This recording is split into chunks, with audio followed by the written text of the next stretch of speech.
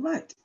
Hello, everybody. This is Debbie Eno from Teacher Success Coach with another episode of Homeschooling Home Education. However, this session this week is very different. I have a panel of women because this was International Women's Month. Well, I don't say it's a day, it's a month. So we are celebrating the journey of home educating and what it's all about for these wonderful women to talk about their journey in home educating. Because as we know, without women, there is no world. Without actually we taking the initiative to do a lot of things, there would be nobody. So I bring you guys a panel of fantastic women who are really taking the initiative to start home educating their children because they see the beauty in it. So they all will be discussing what it was like, what this journey was like, where they're at, etc.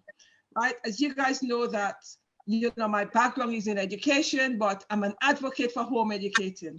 Welcome, welcome, welcome, guys. Thank you so very much for taking the opportunity to come on. And I do appreciate you giving me your time and spending the time with me for an hour and a half or whatever to discuss your journey. Thank you very much for that. So I'll get them all to introduce themselves. When they've done that, we'll just start discussing what it's been like to start home educating.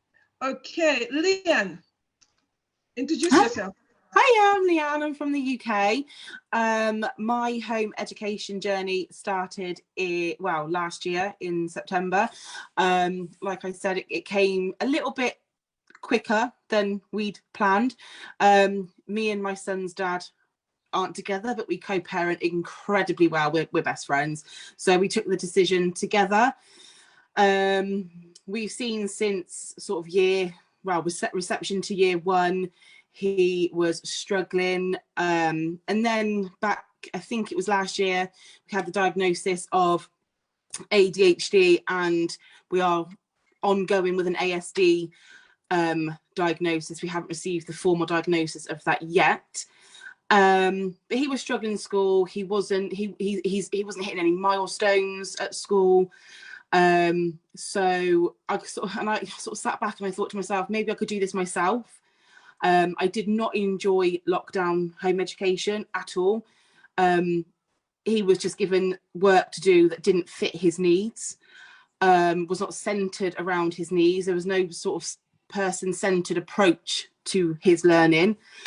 It was very generic, so it just didn't work. So we kind of took a step back. I spoke to his teacher and said, look, this isn't working for me, it's not working for my son. I've got two younger children as well, so I'm gonna sort of home educate him my way in lockdown. I'll send in the work that we do, but please bear with me. I'm trying to teach a child that's clearly got other, additional needs.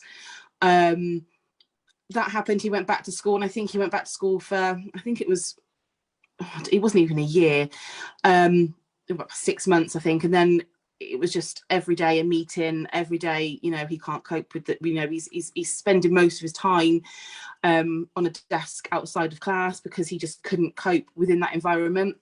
And then I woke up one morning, I think it was a Monday in September, and I said, that's it. I'm sending the email. I spoke to his dad. I said, I'm pulling him out, and I would never go back, ever. He has learned so many more life skills. His confidence has grown. Yes, we do deal with a lot of, with the ADHD, the hyperactivity, and refusing to do work. But I just take a step back. We do quite a lot of child-led learning. He kind of tells me what he wants to do on the day, and we just go with it. And I just make every day a lesson. Everything that we're doing, we turn it into a lesson. There is learning everywhere around us, and that's how our days go. And it's just fantastic. Absolutely love it. Wow, thank you. That's really powerful.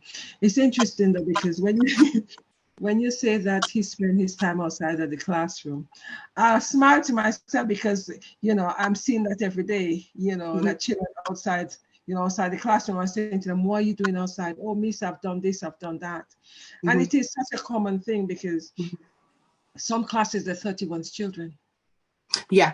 And I think that the constant hustle and bustle of a classroom full of children was, it's just too much for certain children, you know, and especially children that've got additional needs and they can't sort of vocalize them, or they can't deal with those emotions. And I think that was the biggest factor for me. His emotions were just all over the place. So I've learned a lot about him, and I mean, he's my son, and you know, he's 10 and I should know everything about him, but I have learned so much more since pulling him out of that environment and actually spending the quality time with him on a one-to-one basis and giving him what he needs, as opposed to what I think he needs. So yeah, thank you. That's really powerful. That's really powerful. Something you said which was interesting, you listen to what he needs you to teach him, because it's important. But in schools, they're so hell-bent on this curriculum that we don't have time to give them what they need. We give them what we think they need, which is not always the case. Thank you for that. Ashley? Hi guys, I'm Ashley, and yeah, I've been home. My daughter's never been to school, and hopefully never will. But how old is your daughter? How old is your daughter? We are classed as home educators who've home educated as first choice. For us, it's not like school isn't an option for us, because I think for a lot of people, when you have a young child, they often think, oh, you give it a year and you will definitely send them to school. It's like, no, you can intentionally decide to homeschool. And I think that's one of my passions, to really tell parents that you have choice when it comes to choosing what you want education to look like for your family. So yeah, we're going to home educate throughout, hopefully. And I think one thing that's really important to us is raising our children to be critical thinkers. And I don't know about other people, but at school, it's kind of like you have to regurgitate and answer things in a specific way. And as adults, we all know that's not how life goes. There's so many perspectives on one thing. So we want to raise our children with certain values. That's really important to us, but also for her, or all of our other children, I want 7 kids, but for all of our other children to question and critically analyze even our thought processes and have constant conversation. And I don't think school with their kids can facilitate that.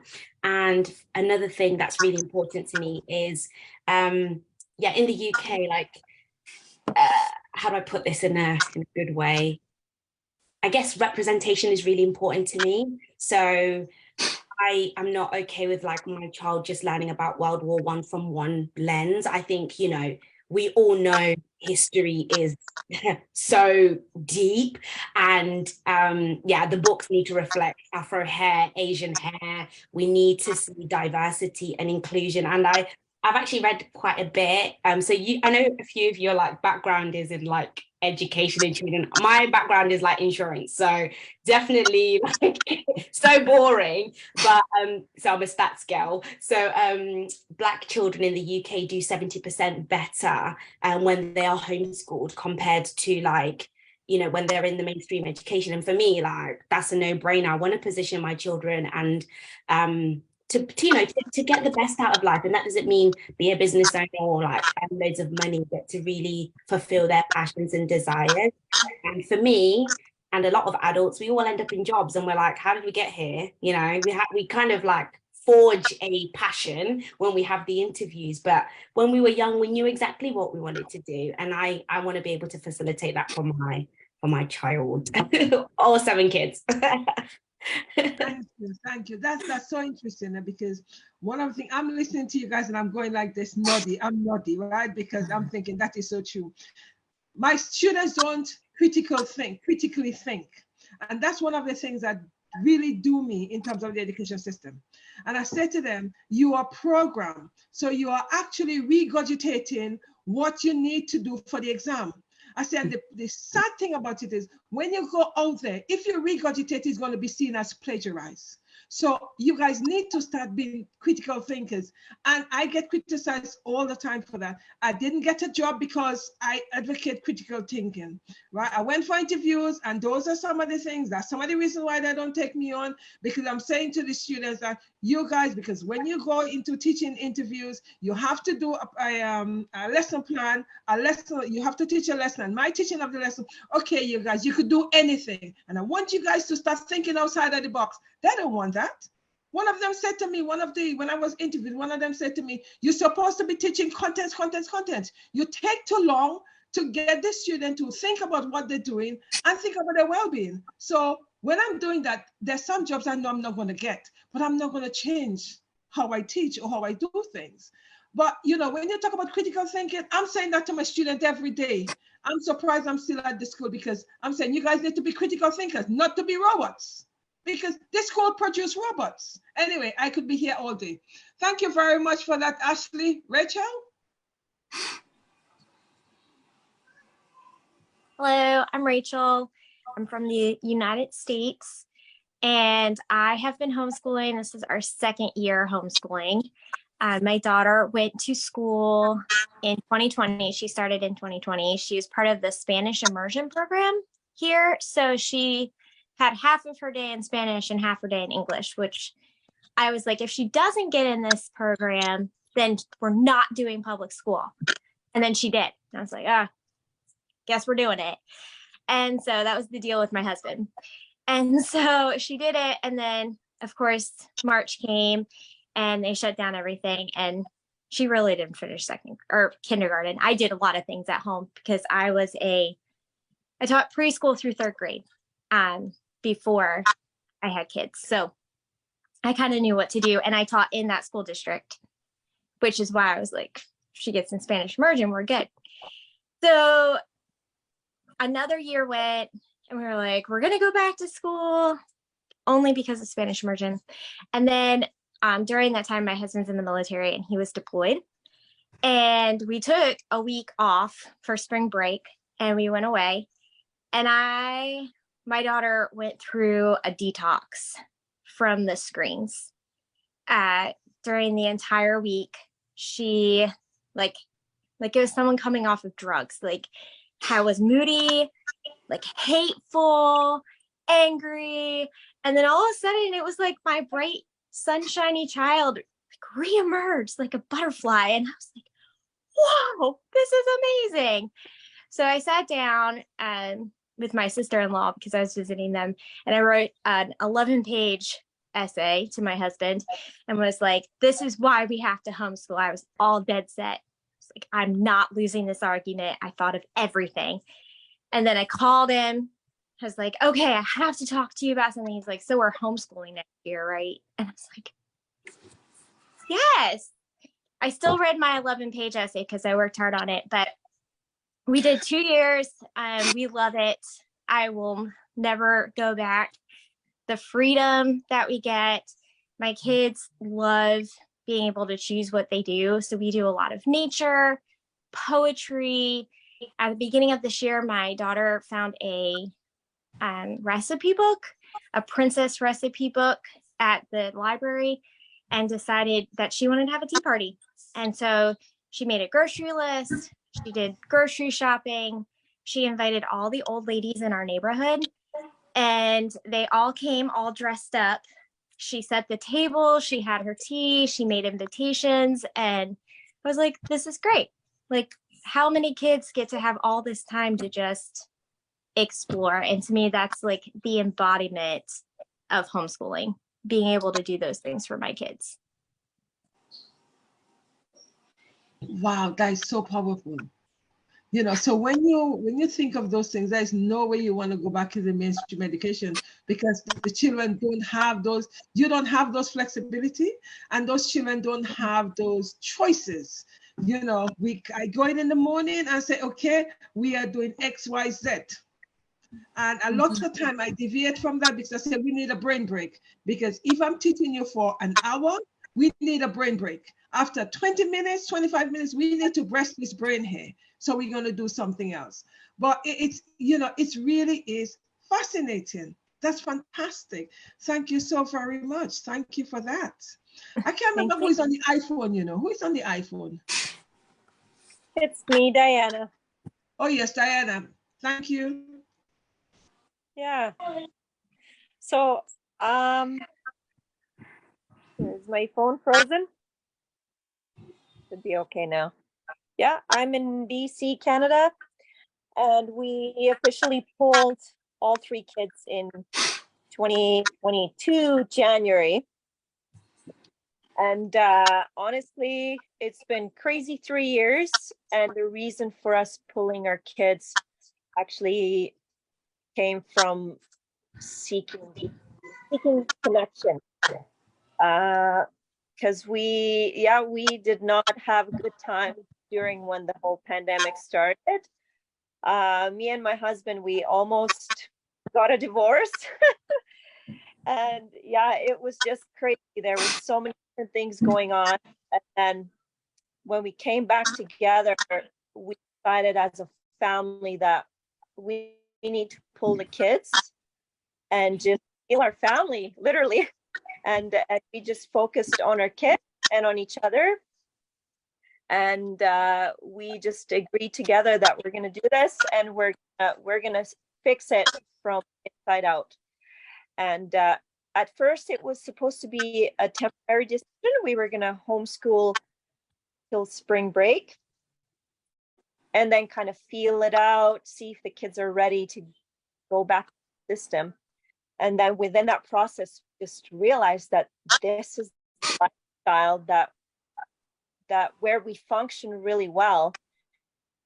And yeah, so that was kind of the decision maker for the next year as well. And we haven't put our kids back into them, and probably never will.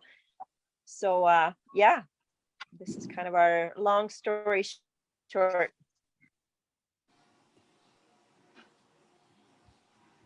That's brilliant. It's interesting though, because something that is similar to all of you guys is it was a situation where you did it once and think, this is nice, I'm getting to know my child. And who else could be such a fantastic teacher like the parents themselves, which is very, very true. Thank you for that. Michelle? Hi everybody. So I'm Michelle. I come from a very small island in Scotland called Lewis, very top of the UK. And I have 2 children. My oldest is 5.5 and my youngest is not nearly 3.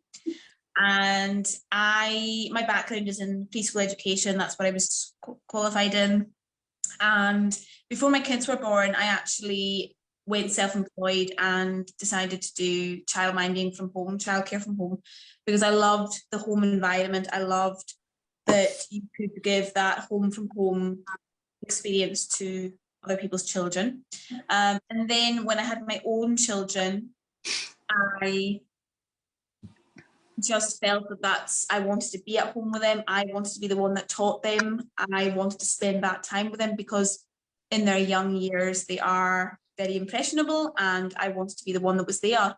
And I knew from the very first moment that we thought about education, I knew whatever happened, I wanted to be involved in their education. I wanted to be there. I wanted to have a say in what was going on. And as those of you who have been more involved in the state system than I have, it's very difficult to be involved in that, because it's very teacher-led, and they're very careful about who they let into the school. And so I knew pretty early on that homeschooling, or we had a Christian school at the time we were living in Glasgow, and we had a Christian school there, and we are a Christian family, and that's one of the major reasons that we wanted to homeschool, or at least be very cautious about where we put our children to get education. So we did have a Christian school nearby, and my husband was quite keen to support the work in the Christian school, and you know, we didn't really want to kind of be arguing about things, and we wanted to obviously work together on this. So I agreed that we would send my oldest to the Christian school at least part-time, and then I would do homeschooling part-time. So we were both getting to we were both getting our wishes as it were, and I was still getting to do homeschooling. And obviously lockdown happened just before my oldest went to school.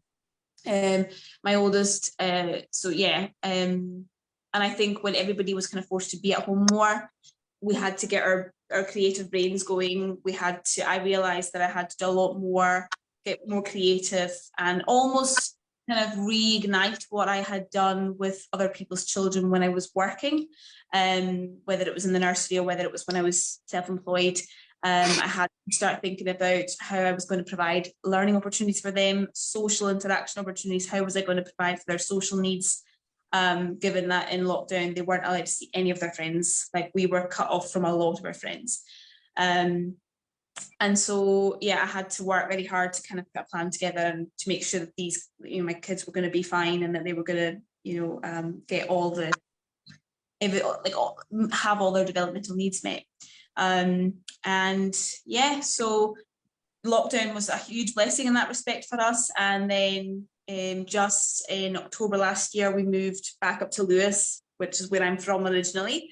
And I suppose, as much as I wasn't dead against putting my daughter to the Christian school, but it was quite a distance away from us. It was a good 45-minute drive away from us. And then when you're doing that there and back, and you're only doing it for a couple of hours because you're doing it part-time, and you've got a toddler to think about, it was a lot. And I was really concerned that that was going to be a problem. But in God's providence, we moved up back to Lewis in October of last year, and there's a little tiny Christian school that meets just about 5 minutes up the road, and they are very, very flexible in terms of how often we attend the school. They're quite happy for us to do sort of part-time. So she usually goes most mornings to the Christian school, and then she'll come back in the afternoon with me, and we'll work on maybe a science topic or a geography subject or something in nature that she really is interested in. Like, we've got a massive garden where we live, and there's just snails at our doorstep every single day, and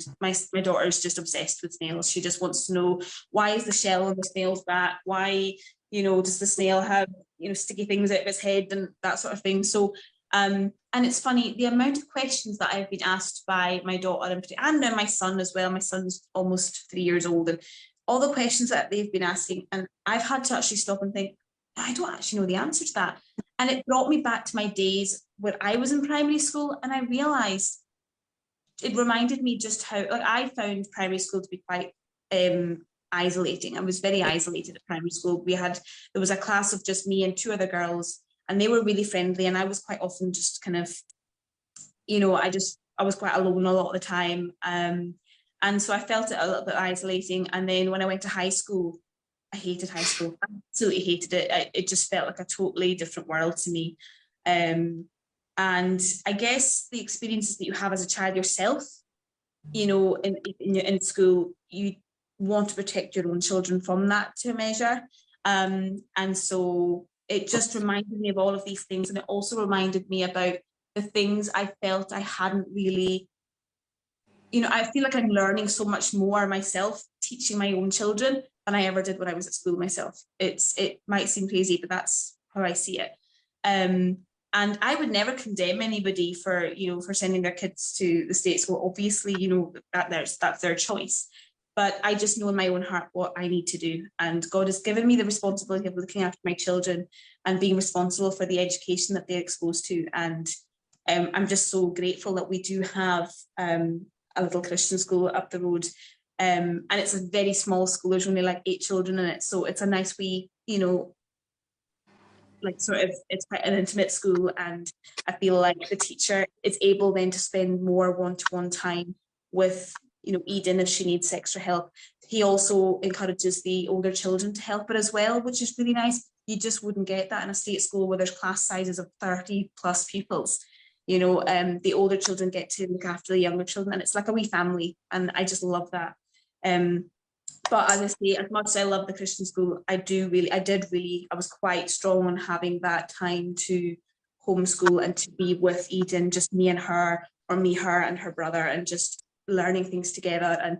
And she then has learned that I'm actually passionate about her education, and she sees that I care about her education and I want to invest that time with her. So that's really, in a nutshell. Thank you for that. Wow. It's interesting. I'm just listening. I just listening and visualizing all of this. Thank you very much. Danielle?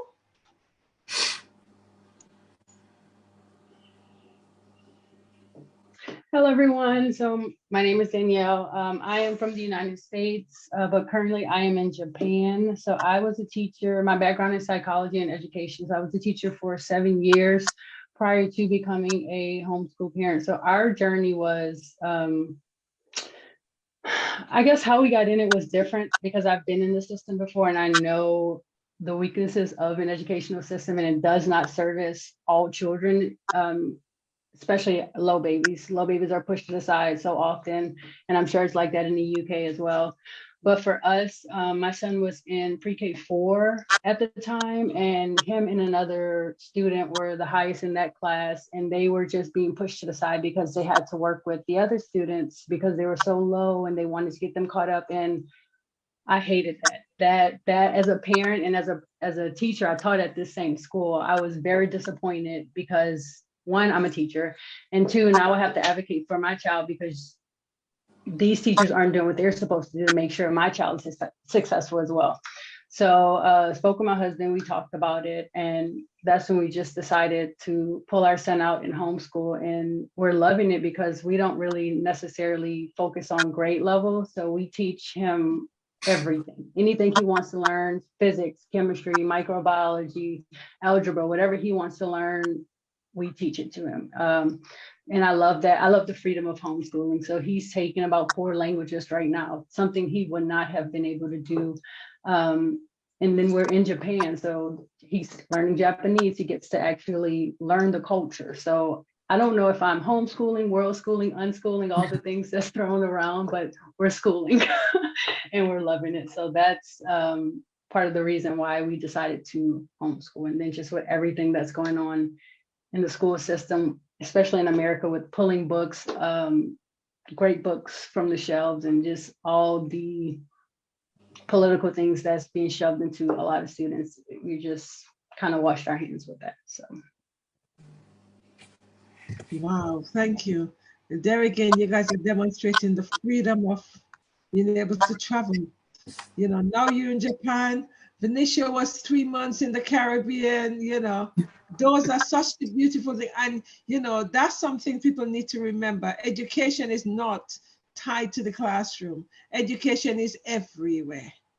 You know, education is not just about, you know, just being able to do the GCSEs, because the GCSE doesn't give them everything they need. Anyway, that's another story when we come to talk about that. Thank you very much for that. Venetia? Yes, hi, I'm Venetia. My background is in education. Don't let the baby face fool you. I've got 30 years experience in childcare. I've worked in nurseries, in preschools. I've done kind of everything. I've done childminding as well, just like Michelle.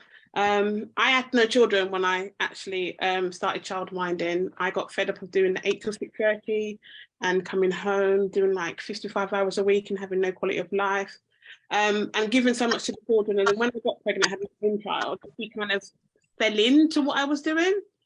And then my son was born with complex needs, medical needs. And then when he became about 2, I kind of started shifting what I was doing.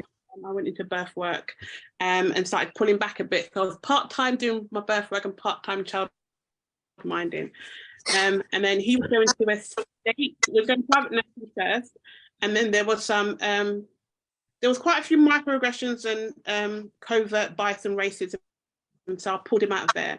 And then I put him into a Catholic nursery school. And yeah, I kind of pulled him out there. There was quite a few safeguarding issues and concerns which happened just before lockdown. And funny enough, at the time I started writing my own workshop on bias, because I was working in education and being a Black parent in a white middle class area. I was known as the Black nanny when I moved here, and certain stuff like that. So, and then I started seeing things and hearing things from other parents, and I thought, I don't want my child to go in We've got all outstanding schools. I've got 4 within 5 minutes walking distance. However, my son is not going to any of them. He started getting asthma about April of 2020, in addition to his complex needs. So, and that's in the height of lockdown, and it was very uncontrolled. And I was like, he ain't going nowhere near those nasty, stinking children with all of those germs. Call it a spade a spade. That's what I was saying in my head. I kind of have the idea of just children being their authentic self, meeting children where they're at, not where you perceive them to be. So I've done parent assertiveness classes with parents before and stuff, and it's kind of what I do. And it's my son is me. We've both got quite wide open mouths, and we quite advocate for each other. And I've taught him to stand up for himself and speak out for things. So we clash a lot, but that's good. I want him to be thinking for himself, and we have authentic conversations. I'm big on advocating for who you are and where you come from. I don't like the school whitewash everything that they teach children. Call a spade, they do whitewash everything. I don't like that black and brown children are erased in the education system. I don't like that Black people only get the month of October for people in the school to learn about them, and even then it's still minimalized. When I was childminding, I did not have one single white dolly in my house. No. My son has brown dollies. He has all black books, black characters, because he looks in the mirror and he's a brown person. I can't have him looking at any of the content that he has in the home and not seeing himself represented. Also, the statistics say that Black and brown children are seen as problematic from the age of 6. And in some places from lower at the age of 4. My child is not a target. You don't come for my child because you have to get through me first. So, and I will knock you out. So, and I've been like this, I mean, even looking after the kids I used to, I still call them my kids. I've always called them my children. One of the youngest ones is now 24 and I still see her a lot. She's part of my son's life. I've known her since she was 9 months, and it's been an honor to see the children grow up and become their authentic selves and still have a hand in their development. I don't like to call it education per se, I call it sharing knowledge. My son, I'm a single parent, I'm self-employed and home educating, it's a lot. But there are days where he advocates as, Mum, can we do duvet day? Yes. There's my son advocating for his mental health. You want to stay in the duvet? That's fine. What do you want to do? Can we just order McDonald's? No, let's not go there. But we'll stay in and just chill out. So, you know, and at the same time, you know, like I said, we went to St. Lucia for 14 weeks and, you know, he learned about the culture, you know, he met a lot of the family that he's not been able to see. He got to learn a lot that you don't get in a 2-week holiday. And he thrived. And he is thriving. I have a lot of people say to me, oh, but what about his social skills? And I always say to them, have you met my son? He's the same person that says hello to every single person he sees on the street. How are you doing? Have a nice day. We get off the bus, he's like, thank you, bus driver, have a nice day. He will talk to anybody and everybody. And that's because I center him and himself before any education. Because unless he is emboldened and the foundations are done within my child, how is he going to learn anything? He has to have a good foundation. And I've always believed in all the kids that I've had before my son came. But, you know, I would say the person, the whole person needs to be centered first before we think about education, because education can always be picked up, or formal learning can always be picked up. If they don't have a strong sense of self, they're going to struggle and they're going to have that I can't attitude. And I said they need to feel emboldened. They need to feel that they have a voice, that they are valid. And once they have that, then the world is their oyster and they can do whatever they want. And I say to them, I don't want you to be happy. Happy is unattainable. I'm going to be honest. I want you to be content with your life and have no regrets. And I say it to all my kids. I say it to my son every day. We have affirmations that we say every day as well to embolden us and give us a little bit of boost. And, you know, today's a good day. It's miserable and raining, but today's a good day. Because, you know, I got out of bed. So yeah, so you know, I used to be a lot stricter. My son wants a nice pot for breakfast. Have a nice pot for breakfast. I don't really care. He brushes his teeth 3 times a day. He doesn't have sweets. If you want, it's not going to happen every day. Sometimes you want pancakes for dinner. That's fine, because we are growing up little humans, and sometimes we only want to eat twice a day, or sometimes we want to lay in bed all day. And I think if I accept that for my friends and my peers, I need to accept that for my son as well. Sometimes I think adults hold children to a higher standard than they do their peers. And I hate it. They're like, oh, you know, he's just doing it for comfort. I'll just see you eat that 4th biscuit, but I'm not saying anything. You know, if a friend comes to you, they've had a hard day, oh my God, I didn't get the promotion. You sit with them, you let them, you know, you talk them through, you hug them, you give. But when children are struggling with their emotions, you tell them to sit in the corner and do it. Nah, not on my watch. So I've always been the advocate for the kids, and I'm advocate for my son, and it's great. I see him advocating for strangers in the park and just whenever he goes. And that is, I think, what being a parent is about. Having your child make a positive impact on somebody else's life. I don't care if he doesn't get any GCSE. I don't care if he doesn't learn to read till he's 20. I don't care. Because that can all be picked up. And that's the problem. We fixate so much on, oh, they have this. And I'm like, what kind of person are they? Are they a bit of an arsehole? Are they a bully? Are they a loving, generous, nurturing person? That's all I care about. It might not be what everybody else cares about, but, you know, that's it, basically. I want my son to have a strong sense of self and not be ashamed of who he is. And the fact that he is a black boy in England and he's seen it at the age of 7. Thank you for that. That is really, really powerful. Because the reason why I'm able to connect so much with it is like I feel that the children, before we actually able to, for me, before I'm able to teach my students, I need to unpack the backpack they have on the back, which have so many emotional issues and challenges that I need to unpack that before I'm able to teach them the contents that the school wants us to teach them. So when the students come into my classroom, they come into classical music, I give them a daily quote and I ask them to read it and I want you to process it. Someone say a quote, I say, okay, you listen to the quote, that I am great. I want you to think about it. And then I want you to see yourself in that. And then I would do my little spiel. You know, that taking about 10, 15 minutes, then I start my teaching because I have real children that are ready to learn now because I have helped to unpack them. And I think it's so important that we need to see the children, the human being in them, instead of the academic in them because they're little people. That's why I don't get those jobs when I go for them. I think about the little people, not the academic. Thank you very much for that. Wendy?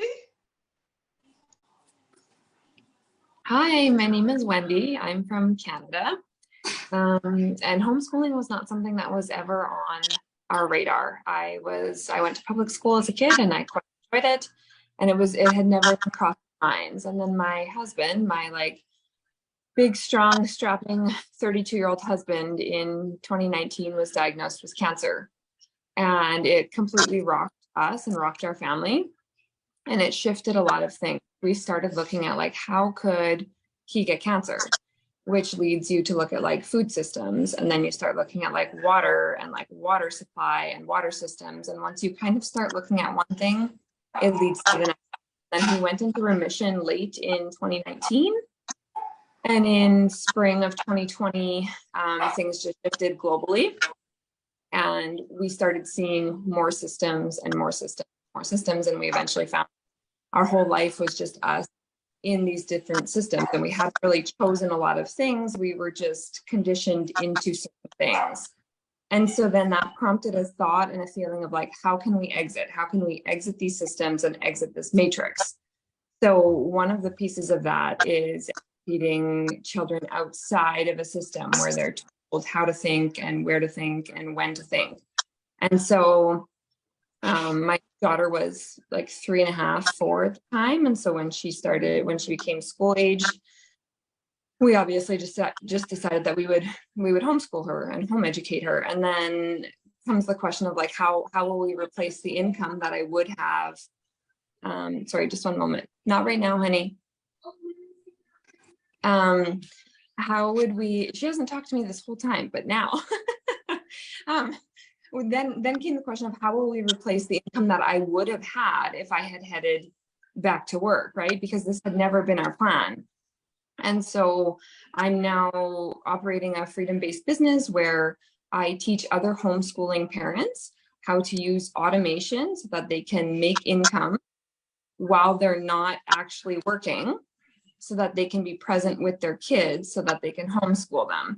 And so then that's another piece of like exiting another system and finding another piece of freedom that we can have to facilitate the freedom of homeschooling. And what it's going to lead to is that eventually my husband is going to quit the system that he's in, which is, you know, working 6 days a week for literally 12 to 14 hours a day. He's going to exit those systems and we're going to operate my business, and it's based a lot on automation.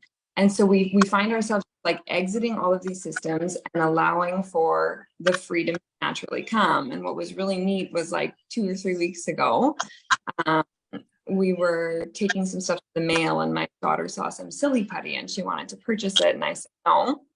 And she had her hands in her pockets and she had money in her pocket. She realized that she asked if she could buy the silly putty with her own money then. And I was like, well, yeah, sure, that's fine. And in that moment, she realized that if you have money, you can do the things that you want to do. And suddenly an entrepreneur was born in her.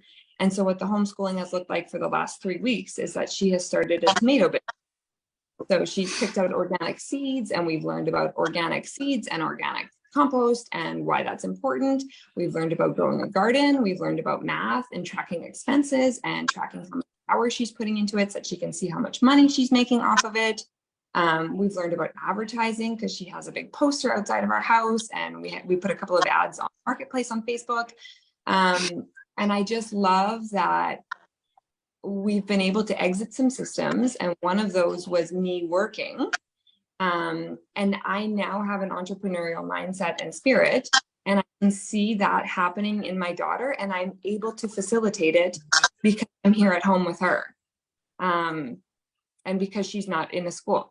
So I see the value and the beauty in this so much, and I wonder if I would have had an entrepreneurial spirit sooner if I had not been in the public system. Because when you're in the public system, the goal is to have become part of the system. You know, you exit the public school system and then you go to university or college, and then you just work on the hamster wheel until you're too old to work on it. And I don't want that for me, and I don't want that for my kids, and I don't believe that that's how anybody is actually designed to be. Thank you so much.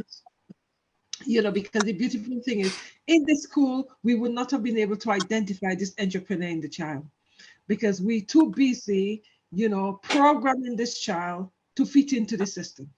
Mm-hmm. And the more you home educate your children, you are the best teacher. You are able to identify A, what the needs are, and B, what they're showing in terms of what you could actually see from them and start nurturing. So that's what home education does. It really is powerful. Thank you for that. Aaliyah? Hi, my name is Aaliyah. First, I just want to say the stories that you all share were very beautiful, very powerful.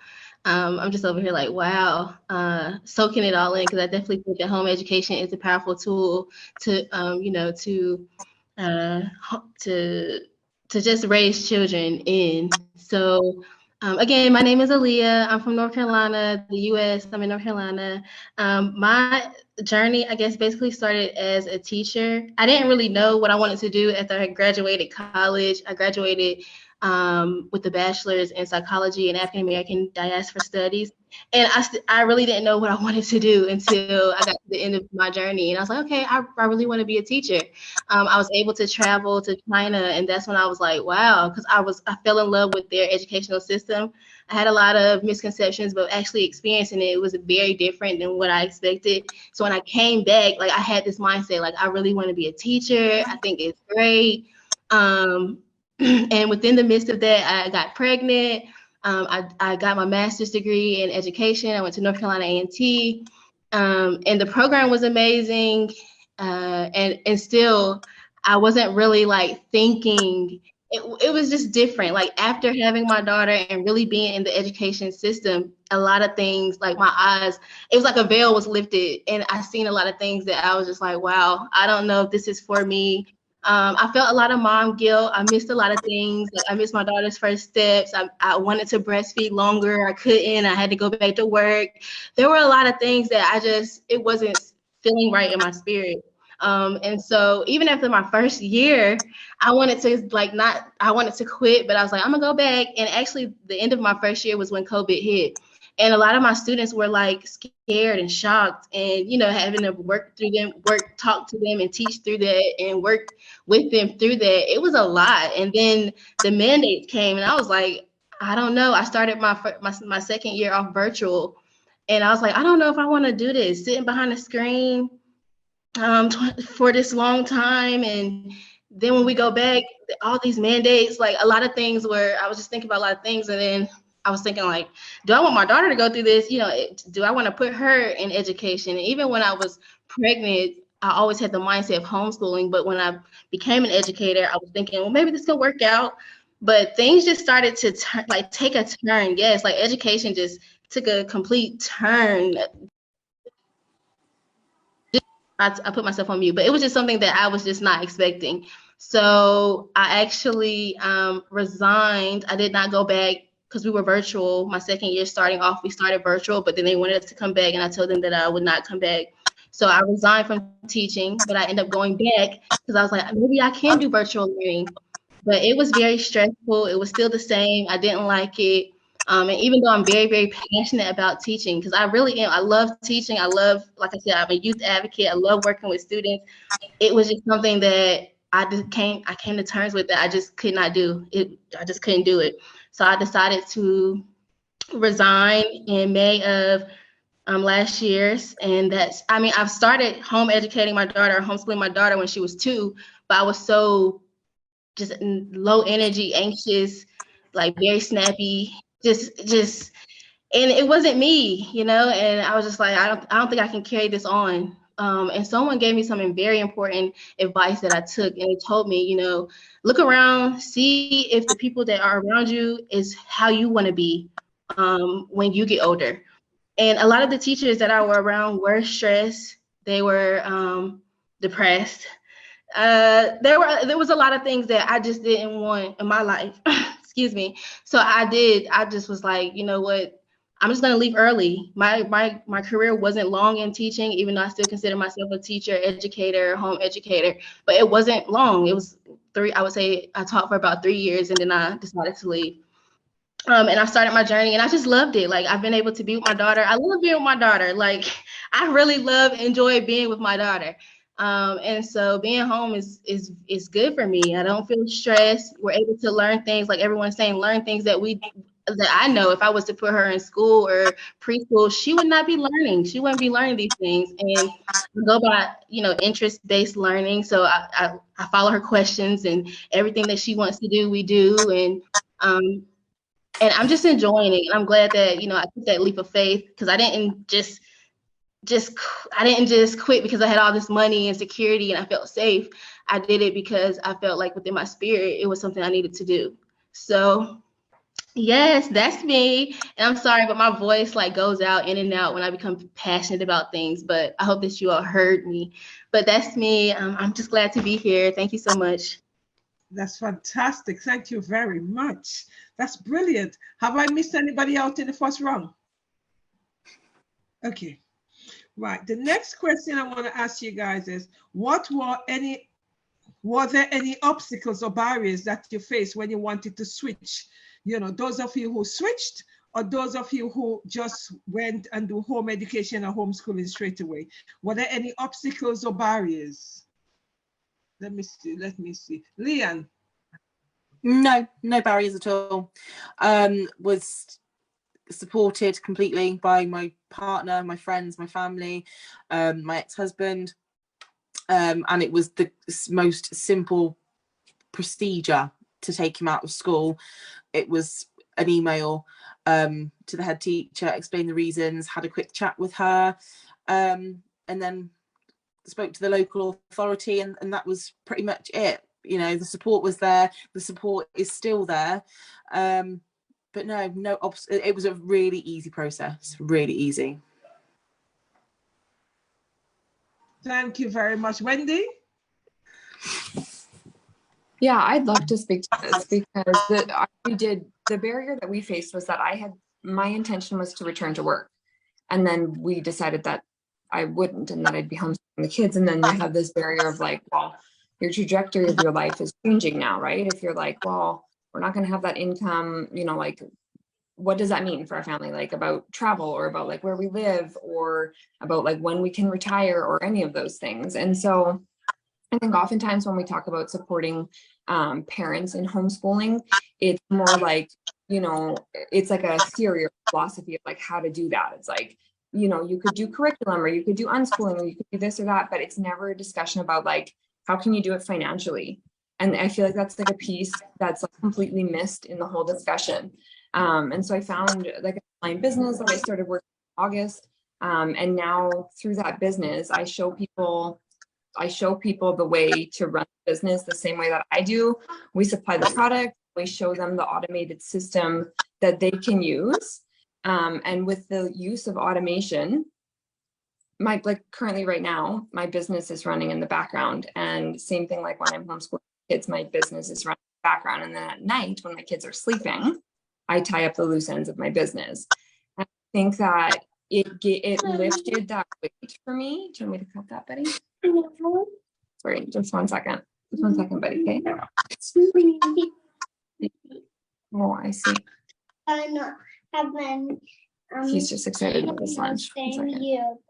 Yes. So for me, it lifted that. Can you guys just give me a second? Okay. Can you just give me a second? Can you just give me a second? Okay. For me, I feel like it lifted that weight and that pressure that I was feeling of like, now we've made this decision, and it doesn't allow our family the same financial trajectory that we had been on. And I feel like people need to be more supported in that. And because these are people that I work with, like I literally teach homeschoolers how to make income through automation so that they can homeschool their kids. So I see this every day, all the time, as people see my automated systems and they reach out to me about them, and they tell me like, I either am homeschooling and don't know how long I can because we've foregone an income, or I want to homeschool, but I don't know how financially our family can do it. And so you see that there's a huge group of people who would like to be homeschooling and either don't know if they can continue or don't know how they can start. So I feel like it's something that's like not really addressed very often. And I feel like when I found the opportunity that I found, I was like, oh my goodness, there's something that exists that can work for me and my particular situation, which is the situation of a homeschooling mom. So yeah, that was a barrier that we faced. And we were about 8, yes, honey, you can get some. We were about 8 months into homeschooling when I found this. And I was just like, oh my goodness, thank goodness, because now I can homeschool until they're whenever, like forever. Mm-hmm. Thank you for that, Wendy. Thanks a lot. Thank you. Ashley? Yeah, I love that, Wendy. In terms of the finances, I actually went to work whilst homeschooling. I worked, I think, 18 months. We paid off our debts. My husband decided to invest. We got some rent-to-rents. I don't know if you guys know what they are in America, and that's just feeding in the income. So I love that you speak about that, because it can be kind of uncomfortable to talk about money sometimes.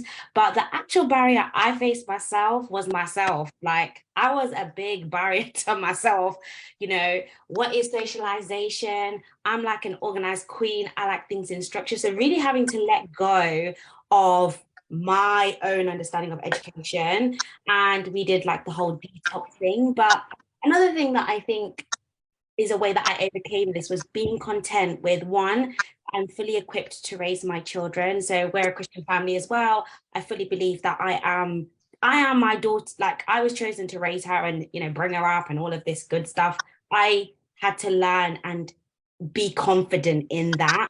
I might not be the, you know, everyday outside kind of mom, but I'm definitely the arts and crafts mom. I'm definitely the snuggling. Like, I'm okay with the type of home educator that I am. And where I lack, I then, you know, pull from my community. Another thing that I had a barrier with in terms of myself was I thought, oh my gosh, I've got to do like September to September, Monday to Friday, because that was my only understanding of education.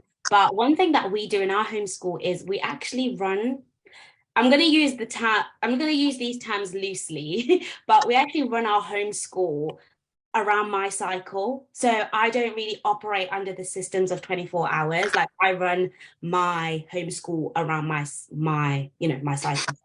When I am feeling most productive and, you know, I've got my A game on, boom, boom, boom, out and about, obviously following my daughter's lead. But when I am, you know, in my resting phase of life, we relax a bit more. And I think it's so important for me to acknowledge my cycle, because that's not something, again, the system allows for us as women to operate in sync with our cycle. And I hope to show that to my daughter. So that was another barrier of like feeling like I have to be on my A game. Like, no, babe, just let it go, walk in sync with who you are.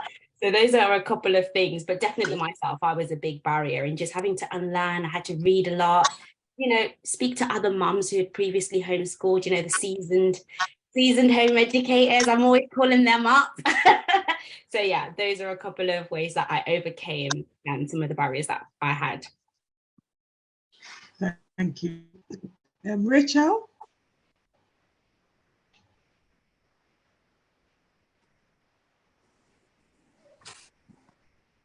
Yeah, keep hitting the wrong button to unmute.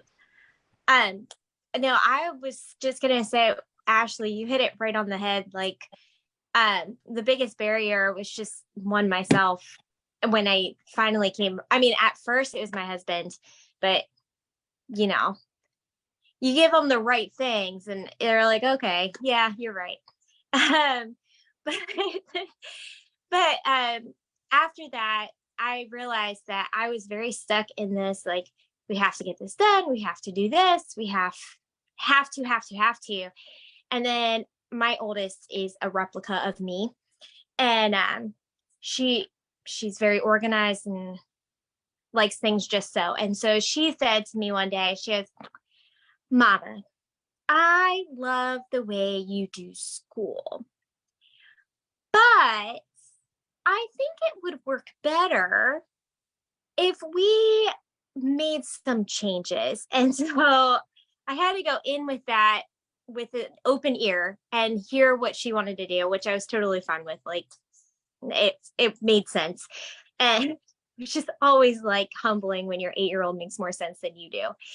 And so, you know, we started doing what they wanted to do. They were really set on doing like poetry tea time, or like I will get really excited about something and we'll do it for a little bit of period. And then I get busy with life and they'll be like, hey, we like doing that. We have to do that some more. Like, oh yeah. So just having that flexibility when you're not necessarily a flexible person is definitely a big barrier overall. Thank you for that. So it enables you to become humble and become more flexible. Thank you very much. Michelle?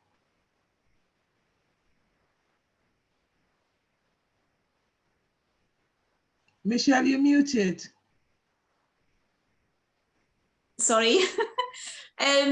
So in regards to obstacles, I never really faced that many. I didn't face as many as I thought I would, but I would say that my biggest was, like some of the girls have said, myself. I tend to second guess myself a lot. I can be a self-doubter.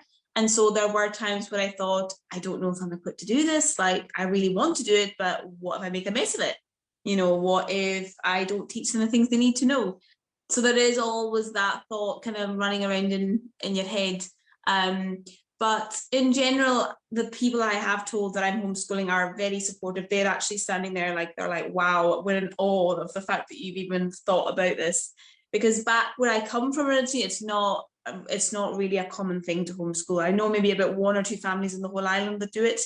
It's not hugely common, and it certainly wasn't when I was growing up. So when I told my parents I was thinking of homeschooling, my mum was like, what do you mean homeschooling? Why would you even do that when there's schools around? And I think back then the schools were, might have been slightly better in terms of what they were teaching, but I think that sometimes we can get out of touch with what's happening currently. So yeah, I would say that my biggest obstacle is probably myself, and just having to say, no, these are my children, and I will do what I think is right for them, regardless of what other people think. Thank you. That's very true. Those are some reminders we need all the time. Eh? Thank you very much for that. Danielle? So I would say my biggest barrier was I taught for 7 years. All I knew was how to teach in the classroom. So to transition from teaching in the classroom to homeschooling was hard, and it's still hard. I still find myself doing things that I did in the classroom that I know they don't work, but it's ingrained in me, and it's something that I definitely am trying to work on. But that was my first thing. So we started this past year, and I mean, we have like our little classroom now, and I had like all these anchor charts up and all these things that I did in the classroom. And I'm like, why? Why are you doing this to yourself? And I mean, I was every day, okay, this is what we're learning today. So let me make an anchor chart. Let me create a KWL chart. And it was just like, for what?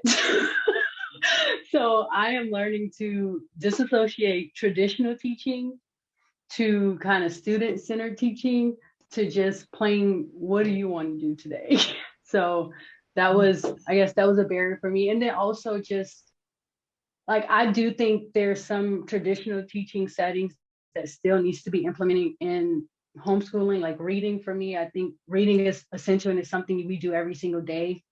And I guess for me, I had kids that were homeschooled that were way smarter than the kids that were in school. But then I had some kids that came to me at a 4th grade level who couldn't read, who barely knew the sounds of certain letters made different sounds in words. So I think there is some kind of balance between the two. And I think I'm just right now, at least my barrier now is just trying to find that balance.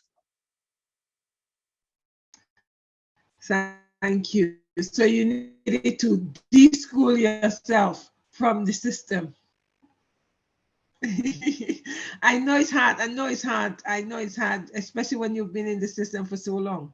It's a matter of de-schooling yourself. Yep, it's so important. Thank you very much for that. Venetia? I kind of gather I'm probably the only single parent here from day one. So the hardest thing for me, and I mean the hardest thing for me, is not being employed, being self-employed, which means that the benefit is I can work any education or learning around what I'm doing. But the other side of the coin is, what do I do with my child if I need to go to work?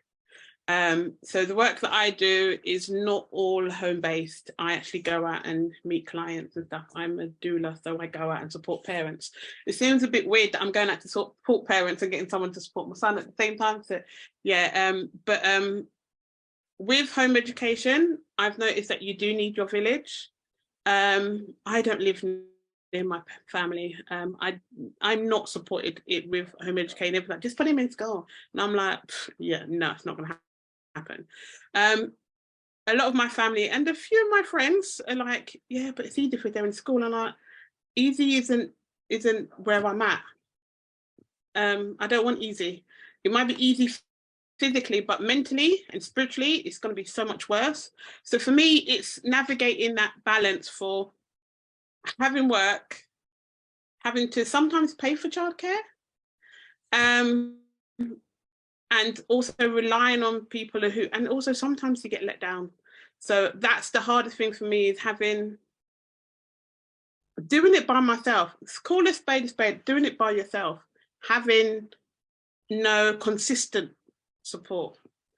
So I can't kind of plan work in like a week ahead, and even some activities and and stuff that go on, like if there's a trip or something within the home ed community, like they're planning for something, I'm like, I might have a client, I might have to, you know, so not being able to do that. So I kind of work my day to day, week by week, but I can't rely on anyone because I don't have consistent or backup childcare for that.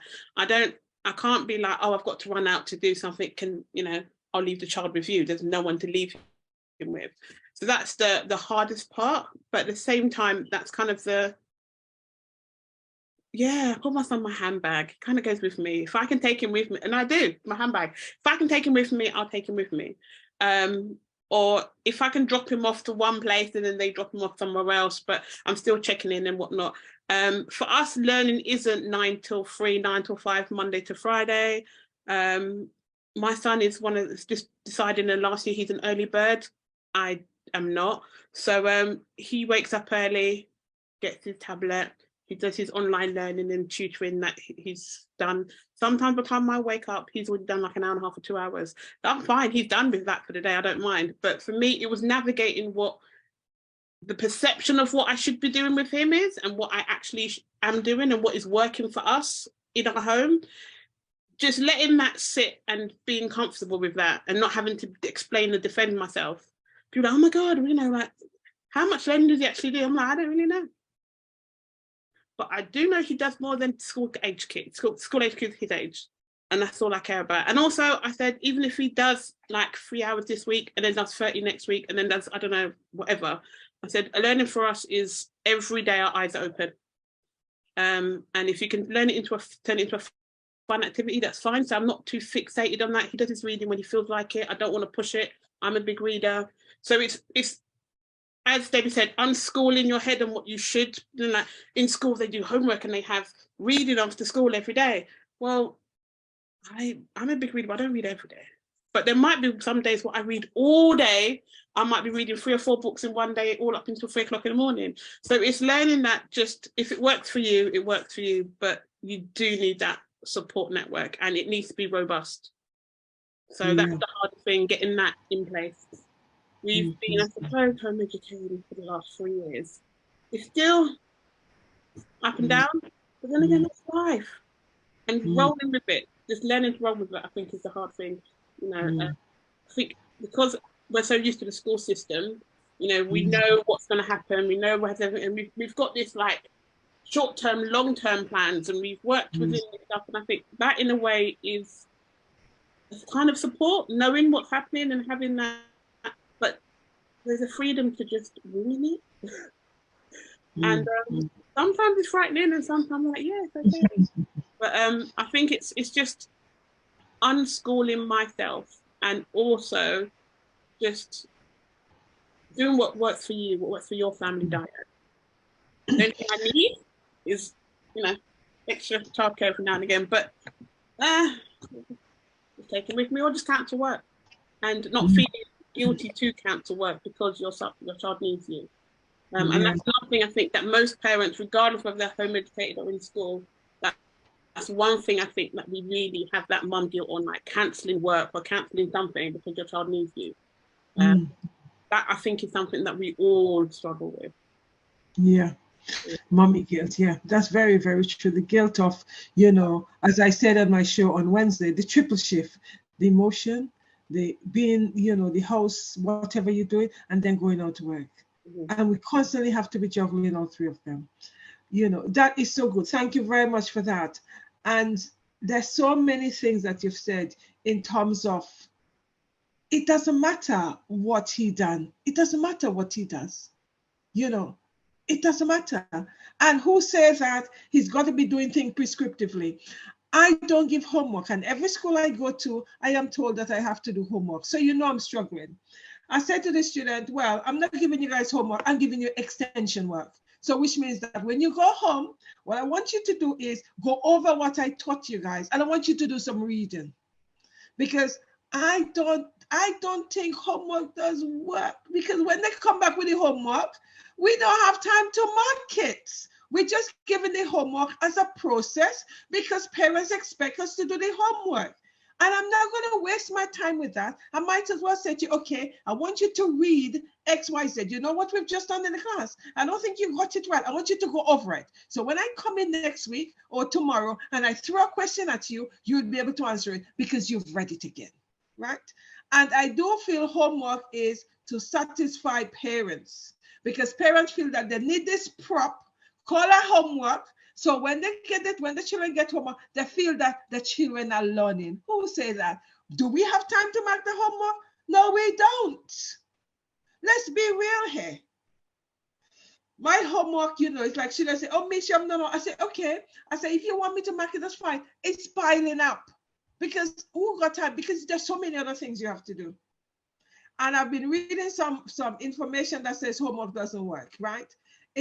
For me, it's better giving students things to prepare for my lesson. I say, you guys know that I'm doing the family next week, or in terms of family diversity, make sure you read up on that. So when I come in a short, what is family diversity? You understand that, right?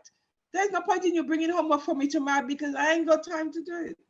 So, you know, in terms of that, we've been so programmed, right? We have been so programmed, and I've been in schools where they want me to be programmed, but I'm afraid I can't be because I'm not like that. And students say, but Miss, you don't give homework. No, I give you extended work. Go read up what I gave you yesterday. Go read up what we just did today, right? And then come to me and we discuss it. I think it's important because I think we need to de-school parents as well because they're so conditioned.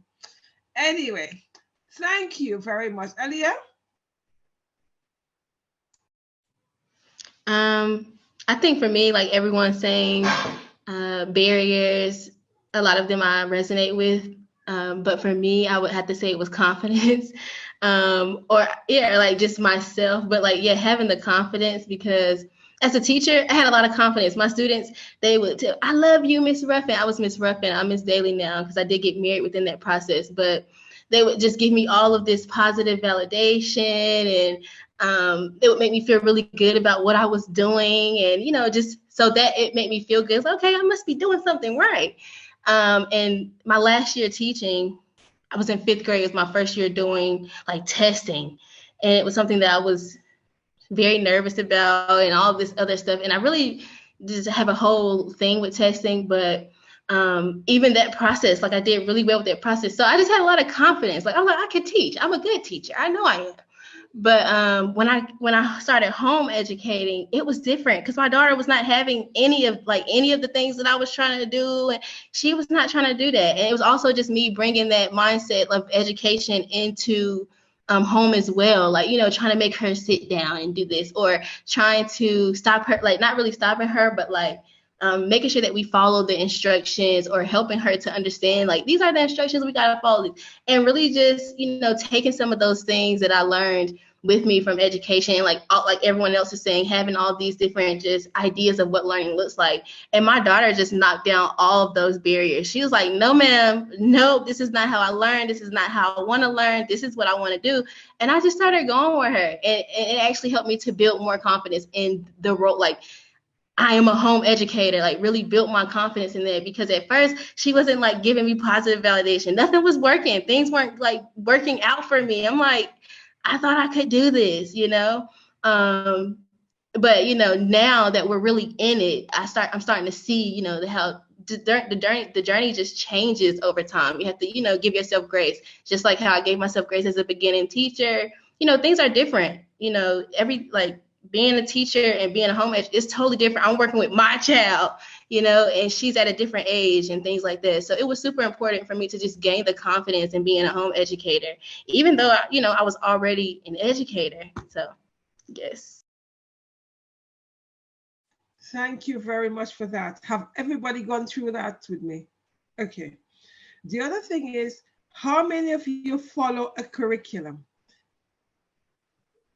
I can start with that one if you would like. So again, I was a teacher by default. So we actually enrolled in Liberty Online University Academy. So it's a university in Virginia, and they have an online program, and it's kind of geared towards homeschooling parents. So for me, at my previous job, I built curriculum. So it's just so stressful. It's a very stressful process. I was stressed out the whole time. And I was a math teacher. So I was like, if I'm doing this homeschooling thing, I need everything given to me. I want it all laid out. And we did that. And it was horrible. The program itself is not horrible. The program is amazing. But for my particular, like my son, he was just going through the motions. It was just like, okay. And it was stuff he already knew. So we did use a program. And then when I'm big on, if we start something, we have to finish it. We're not just going to debunk it. We're going to finish it. So we finished it. He enjoyed just the interaction with the kids. That's the one thing he loved the most. He could care less about what he learned because he had learned it the previous year, because when I taught, I still homeschooled him. We did stuff after school. But then once we were done, we got into things that he wanted to do. So we did a lot of STEM-based projects, and I love math. So we did a lot. Everything we've been doing has been focused on just STEM, and it's just been building stuff and doing things that he likes. And you can just see the light that's in his eyes now that was not in his eyes the 6, 7, 8 months that we were when you first initially started homeschooling. So we did start with a curriculum, but I highly doubt from here on we will not be working with a sound-based curriculum. Thank you very much for that. Anyone else who follow curriculum? Just unmute yourself, please, if you do. So the only curriculum I use is maths, just because I guess it goes down to the confidence thing. It was probably drilled in me that my maths wasn't great. It probably was, I just needed nurturing, but I'm not confident in it. So we use Singapore maths. And I love, like, I don't know, but I've been loving the maths, and I never used to enjoy maths, but I just kind of wanted to cover base to make sure that I was teaching her the right stuff. I don't know. And I didn't want to just leave it to, I'm not chance, but like I'm not confident in maths. So I thought, you know what, here I'm a supplement with a curriculum, but everything else is not, we don't use a curriculum, but and we won't be using the UK curriculum either. But yeah, Singapore maths, I really like it. It's really, really good. I can't lie. And Zazie loves it. And I do try and make it interesting. So I follow the lesson plan, and then I kind of set up other stuff to do and incorporate it through real life. So it's not just like her sitting there, boom. No, I do try and like make it fun, but I'm not confident in maths. So I was like, I need to definitely have some help. Yeah. Okay, thank you. I've never heard of Singapore maths. I need to go look that up. Definitely, it's so good. It is good. Yeah. Thank you very much. Who else does who follow or don't follow curriculum? Thank you. I don't. I was gonna say I don't follow a curriculum. I tried with my daughter. She's 4, so you know we're on a different path. Right? She's 4, so I tried to follow a curriculum with her, like printing out worksheets, and she just was not with it. Like she's a very hands-on, visual, even auditory learner. Like she does not. She like, well, I would just say she's really hands-on, very sensitive. She likes to learn with her senses, and I mean, that's how I am too. I'm a senses person. I live life through my senses. So I get her, and I just, had to change just my whole idea of like how I thought that she would, consume information, because it's not. So we don't use a curriculum at all. I just freebase a lot of things. I learned about natural teaching through another teacher that I hooked up with. Like we hooked up and we're creating this organization to help parents. And I learned through meeting her about natural teaching. And so a lot of things that I do, it's just throughout the things that we already do every single day. Like when we wash our hands, we count to 20. Or when I'm, washing dishes, I'm sounding the letters out, I'm spelling. Like I do that all day, every day. So it's like she's, I mix academics in with all the other things that she's learning. And it's just become something so natural, and I would love, I started off with the idea of, I would love for her to, read at 4 and read at 2, but she's not there yet. She knows certain things, but I'm going at her pace. I'm allowing her to go at her pace. And I think that's so important, to go at a child's pace. And so I'm not going to shame myself like how I was in the beginning. Like, she's not there. She's not right there, because I felt like, I was trying to follow a curriculum, because I also feel like a curriculum holds you to a standard. But you can always be, very creative with that. But just remembering that, you just going at her pace. So yes. Thank you. And I think that's important. As in the school, we can't go at those children pace. We can't. We have to be running. And, you know, we're running ahead and they're so far behind and they don't even understand what you're doing. But because we're on this treadmill, we just have to keep on running. And that's the reason why they're programming themselves, because they haven't got any time to think. Anyway, thank you. I was going to say, my childcare basis has never been on curriculum per se. I don't like the rigidity of formal structural learning. I try to implement it in everything we do, and we discuss it and talk about it. My son has been doing Teach Your Monster to Read phonics game. He's only got education apps since he was 2, and it was like, oh, was he reading books? I'm like, no. I said, they're like, why not? I said, well, when you first learn to read, you get these old little picture books with the flaps, and they're like, oh, look at this. And then you get these nice picture books with adventure, and then you got My Name is Sam, and you want the children to go from that to that. I said, no. So my son started just generally sounding out the number on the bus, things that we like, Mummy, what does it say on my jumper? I don't know, baby. I can't see it. Well, let me tell you what it says. So all of that sort of stuff. So he will read labels on the food. He knows, but than anybody else I know, or you know, how to read labels on the clothes, like the washing labels. He knows what, you know, what do not bleach, and he learned that by himself. I didn't really teach him because that's what he wanted to learn. Does he want to read books? No. He's learned how to say half of the dinosaur names.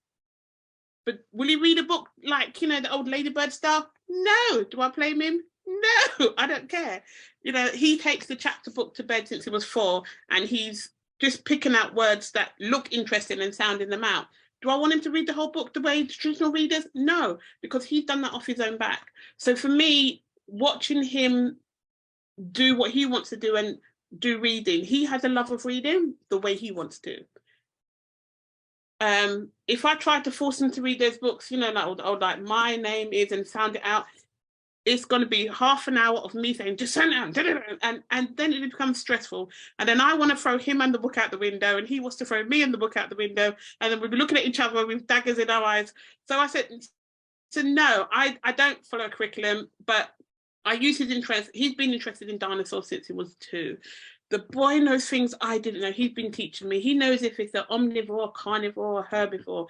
He's been, and then what we do is we learn about where the bones were found, where the, you know, so we bring in geography, we bring in a bit of history as well, because if we found out that bone was found in Spain, what's interesting about Spain? Then we start learning about Spain, and not just the culture, but geographically, was it in the hills, was it in the mountain? What's the weather like there? So, and then we can start learning about the food. And so that's how we learn. So it's not necessarily curriculum based, but he hits all those traditional learning kind of, I suppose, levels when they're like, you know, so learn it that way. But it's natural and it's authentic. But yeah, he's learning science. He's doing STEM, he's doing maths, he's doing handwriting, he's doing reading, he's doing English, he's doing literature, he's learning languages, but not the traditional sit at the table way. If he wants to sit on the sofa with his legs sticking up in the air, that's how he learns and how he processes. Good. We don't do sitting down at the table learning. My family can't get over that. Like, sit down with. I'm like, why? Like, why can't he stand up? Why can't he? You know, and he's a very active boy. If he's, you know, he likes rolling around on the floor, and he'll have music in the background while he's doing his Lego sets, which is he's really liking those, and certain other STEM sets to create those. And he does that because he likes his body to be in motion, but he would not thrive at school, because if he had to sit down for 10 minutes, I think he'd probably kind of bust a brain vessel. So for me, I think a curriculum, a traditional curriculum, not really, but if I want to add certain things to his interests, that can be done very easily. And what we like to do is we sit down and map out. So I said, right, you know, for example, we're going to Borough Market tomorrow. He's got a budget and he knows what his budget is. He can't exceed the budget. He knows what he's allowed to buy, what he's not allowed to buy. We've already mapped out the route and how we're going to get from where we are. So all of that it's a Saturday. People are, oh my God. I said, yeah, but there's a lot of children who go to school from 9 till 3:30, have after school homework and learning, and then have weekend classes with Kumon or maths or whatever that they still have to do. My son decided he wants to do something tomorrow, which is kind of educational. That's fine. I can work with that. I get to eat. But for me, I think the curriculum doesn't work for everybody. There are some children who are in home ed thrive on that, and I love that. But I think this one size fits all is harmful. And I think we need to celebrate, because even in the home ed community, there is still a lot of, oh yeah, Key Stage 1. I'm like, Key Stage 2? We don't do that. It's because it's still that pressure to hit those milestones that the school set. But the schools have set that for the kids because they have to prove to the government why they're getting paid to produce education for the kids. I don't have to prove nothing to nobody. So when you're home educating, I feel if you want to do a curriculum because it feels like it works for you or you're dynamic, I think that's great. But I think even within the home ed community, having either it's a curriculum or it's unschooling. I said, well, no, there are so many other different aspects to home education. It's called home education, not I'm imposing school education on home education. And I think for me, there is that bias that needs to be addressed as well within the home education community. But that's just me, just sticking my spoon in. Thank you. But you see, because they have been programmed as human beings for so long, they take that programming with them, even though they feel that they want to home educate the child. But it's also a fear of letting go that curriculum that we know doesn't work. The school system doesn't work. When you look at the system, we know it doesn't work. The school, this so-called curriculum doesn't equip the children for outside world. You guys have all demonstrated that. So therefore, the fear of not letting go of this curriculum, we need to start deprogramming ourselves. You know, and I feel it's important that's why home education we need to start celebrating it and talking about it because of the importance and the role it plays in young people's lives. Did everybody talk on who wanted to talk on this? Michelle, have you spoken? Rachel, have you spoken? Have everybody spoken on that? I was just gonna say. Brilliant. Okay, thank you. That we don't follow a curriculum here, but for me, I do always worry that I'm failing. I'm failing in making sure that he is learning enough. But then I get to the end of the day and I sort of sit in bed and I go over everything that we've done for the day and I think, flipping heck, he has learned so much more than he would have learned at school. It's just in such an untraditional way that I do think to myself, God, I'm failing. But then when I actually take a step back, I know I'm doing the best for him. So no curriculum here, child-led learning, and a very child-centered approach. It's him, it's up to him. It depends on his emotions in the day. You know, I know when I look at him, when I wake up in the morning and I see him, and I'm like, today's going to be a good day, or today's going to be challenging. So we just go with his emotions, go with his feelings, and just make sure that he knows his feelings are valid, and whatever he wants to do, we do.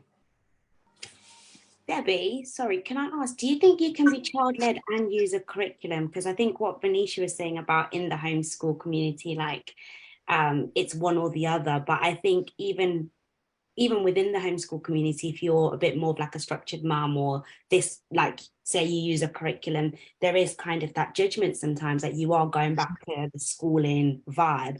But I think, you know, just say like for me, I can't do maths, guys, so I know we touched on, you know, my thoughts, but I think you can still be child-led and use a curriculum. I don't think you have to unschool or roam school or, you know, whichever type of schooling you're doing, as long as you are being child-centered. But I'm wondering, do you think if you are using a curriculum, you're not being child-led? Sorry if I've like gone on a rabbit hole, but like. No, yeah. I think that if you are using a curriculum and you're not using it prescriptively, right? That's the thing about it, because I think too often we're using a curriculum, but very prescriptively. Right? And I think if we actually say, okay, we are going to take bits of it that work for us, it's different than we using it as it is. The two people said they wanted to talk. Is it Aliyah you wanted to speak? Can I just explain what I meant by curriculum? Because when I mean curriculum, I mean like structured, formal curriculum, not picking out what. So, for example, using maths is not using the curriculum, it's using part of the curriculum. I'm talking to people who are doing like the Key Stage 1 books and the children, getting children to hit those goals the same way they would if they were in a formal school education. So they're like Key Stage 1 at this part. And I'm like, oh my God, we are not teachers. We can't replicate what we haven't been taught to teach. So I feel, but if you're doing like, for example, like you said, like the maths, so yes, the maths, and then, you know, but you said you're adding to it and you're implementing it. So that's not meeting the curriculum, because curriculum has no space for adding on. This is what we have in our curriculum. This is because there are a lot of formats and apps and places that do the structured curriculum, and there isn't really scope. For example, if your child likes this aspect of the maths, the curriculum doesn't have any space for them to expand on that, because after we finish this, we're doing this, and then we're doing this. But if there's an aspect that your child wants to expand on, there's nowhere in the curriculum to expand, because they're only giving you this much of, I don't know, algebra. This is how much you're getting, and then we're moving to this. But there's nowhere in the curriculum that says, oh, when you finish this, we can do this or this or this. It's like we're doing this and then this and then this. We're going A, B, C, D.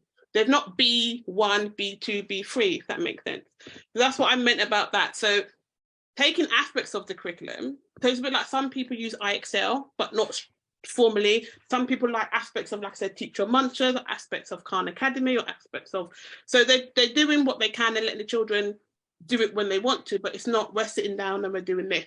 So that's me explaining.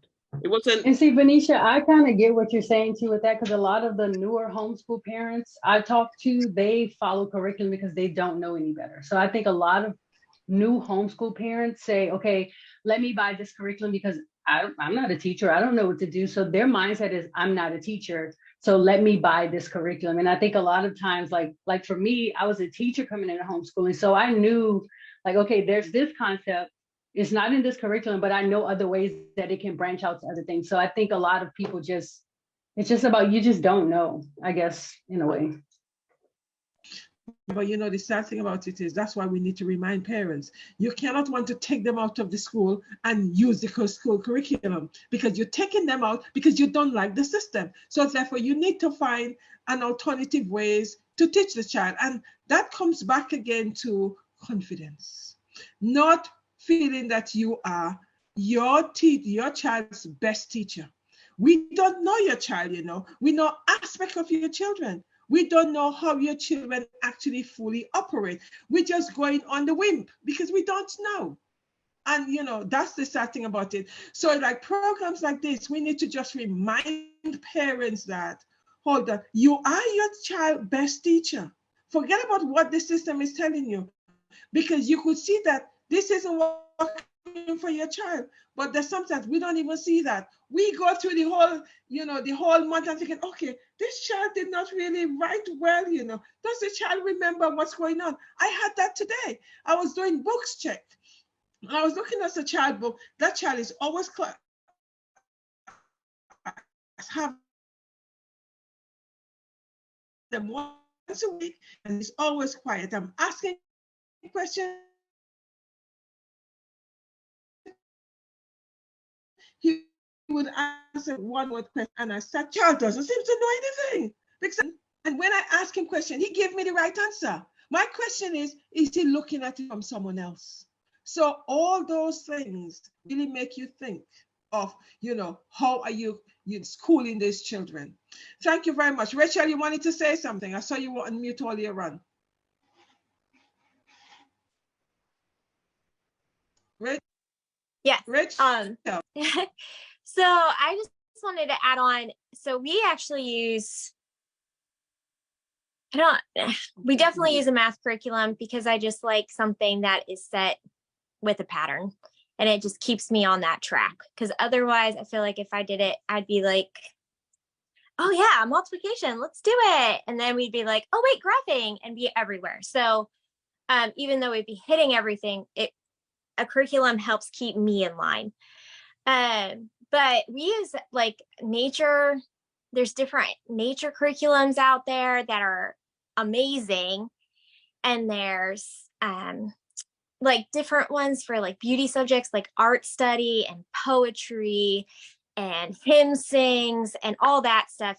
And sometimes I just don't know that information. And so I pick and I choose a little bit from each one that I know that my kids will enjoy. So like after Easter, right now we're doing this amazing Easter curriculum that I found. It's outstanding. I love it. People have already put in the time and effort to create it. I don't need to, but I knew my kids would love it. So we're doing it and they love it and it's been great. But so when they come back, my daughter's like, I want to do space. And I'm like, okay. So I'll go and find those resources that people have already worked hard on. I don't need to reinvent the wheel. And so I think that's important too. Like, you don't need to do a lot of extra work. There's already so much out there. And so curriculum to me is like kind of hard because I have a sister-in-law who's like she's the one who's like, I don't know, I wasn't a teacher. Yeah, just tell me what to buy. And so she's very by the book with curriculum where I'm like, let's do this and let's do this and a little bit of this. And I found myself starting to create things. And then I'm like, wait, is this already created? And then finding it. So there are things out there that are also child-led, but also all there for you. So don't waste your time trying to reinvent the wheel when there's something so good out there. That's it. Thank you for that. Thank you for that. Wendy, I'm sure I saw Wendy put something in the chat. Did she say she wanted to talk? Wendy, did you say you want to talk on this? I think she's gone now. I think she her kids were needing her. Okay, thank you. Right. Anybody else want to talk on this before I actually ask you one final question? Okay. Right. There are a lot of parents out there who would love to home educate their children. One of the things they're suffering from is they're not too sure if they're good enough. And they also feel that it is, that they're pretending. What advice would you give to any parents, new parents that want to home educate their children or their child? So Michelle. I'm gonna piggyback up. Okay, I'm sorry. So Aaliyah and Jay has a podcast called Homeschool Your Kids podcast, and they always talk about you are your kid's first teacher. And I love that, because when your child is born, who teaches them? Who teaches them the world around them? Who teaches them how to speak? Who teaches them how to go to the restroom? All these things that we as parents don't realize that we are teaching our kids. We may not be teaching our kids all this structure of a curriculum or content or these skill-based lessons, but we're teaching our kids life skills, things that they need. Because, I mean, if you ask anyone, unless you're a mathematician or in some type of STEM field, half of us don't remember calculus or statistics or what's Pythagorean theorem or what's point of view. We don't remember that thing. We don't remember those things. So I think that's one thing. We are, and I'm quoting this from her podcast, we are our child's first teacher. Yeah, I was just going to add. Oh, sorry. Oh, no, it's okay. You can go ahead. I was just going to say, actually. Look, we're just going back and forth. You can go ahead. Okay, I'm going to go ahead. The name of the podcast is Homeschool Your Kids. So basically me and Jay, and you had Jay as a speaker as well, but we came together and we decided as former teachers that one thing that we felt like was missing is that parents, they just relied on us. They relied on us super heavy. And I knew for a fact that I wasn't meeting all of my students' needs because I could not. Like, it was literally impossible to meet all of my students' needs. Even virtually, it was super hard. And so we came together and we just felt like parents need to feel like their child's first teacher. It doesn't matter. So I never try to get into the conversation of different titles, unschool, because I just feel like no matter what you're doing. Your child could be in school. You are your child's first teacher. It doesn't matter what learning path your child is on. You need to see yourself as your child's first teacher. You can supplement really hard. You can travel to, to supplement the things that your child may not be getting in school. But no matter what, you are your child's first teacher. You could be using a curriculum at home. You could be doing virtual learning. You are your child's first teacher. We need to take that role very seriously. And I've seen that, especially in education when I was a teacher. I've seen how, they just relied on me so heavily. And it was like, I can't just do it all by myself. I can't do it alone. I need supportive parents. I need parents. Like, I need y'all, and some parents just did not feel like they could do it. And I just feel like that message is important. You've been doing it all along. You've been doing it all along so far. You can do it. You are your child's most prominent, influential, and important teacher. And so, yes, we have created a podcast. We have an Instagram and things like that. And we're just trying to get that message out there because it's a very important message. It is so true. And that's something I constantly say to parents and I say on my show. You know your child more than we do. Yes, your child comes to us every day, but we don't know your child as you do, because you know what pains your child. You read your child body language, all of that. So it's a matter of feeling confident enough to take it on and realize, yes, I know my child more than this teacher, I'm sending my child to the teacher, but the teacher doesn't really know my child because she's not teaching my child according to my child's needs. She's doing one size fits all. And my child doesn't fit into this box that one size fits all. So therefore, she doesn't realize what my child desperately needs. And it's a matter of we constantly repeating that and reminding parents, those are the things that would give them the confidence. Because right now, they don't have the confidence. What's lacking is the confidence because they feel that because they're not a so-called teacher in label, they feel that they're not the child's teacher. That's so important. Thank you for that. Rachel, were you going to talk? Yeah, go ahead. Yeah. So I was actually, I think it was Ashley who said it earlier and it kind of goes with what you guys said, is that God trusted you with your child. You were given your child. So you know your child the absolute best. You were entrusted to bring them up, to teach them, to do all the things. He put them in your home because he knew that that was where they belonged. And so just thinking about that and knowing that gives me definitely the confidence to be like, oh yeah, I have these things for my kids and I know them and I know what they need and I know how they're supposed to grow and stuff like that. And so I just think it's really important to remember why you have your child. You have your child because you were gifted with your child.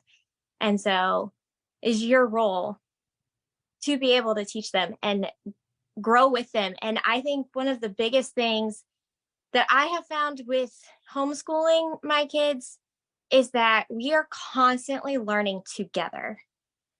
It's not just me teaching them, teaching at them. I am learning with them. And through that learning process, we are building a relationship.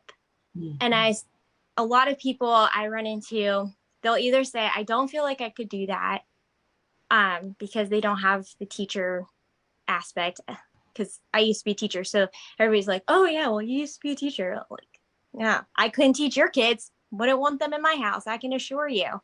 So, but the second part is like some people are like, I don't want to teach my kids. I don't like my kids. And I'm like, you're the one who made them so that you don't want them. Mm-hmm. Like, come on, get your act together. Mm-hmm. And so like, yeah, I don't want to teach your kids either. I don't want them in my house or whatever. But I think just learning, like, you are in charge of your own kid. Mm-hmm. You are growing them. You are building that relationship. You are the one they want to listen to. One of the things that I really wanted to homeschool for is because my daughter came home one day and told me that I was wrong about something because her teacher said something else. And I was like, no, never again.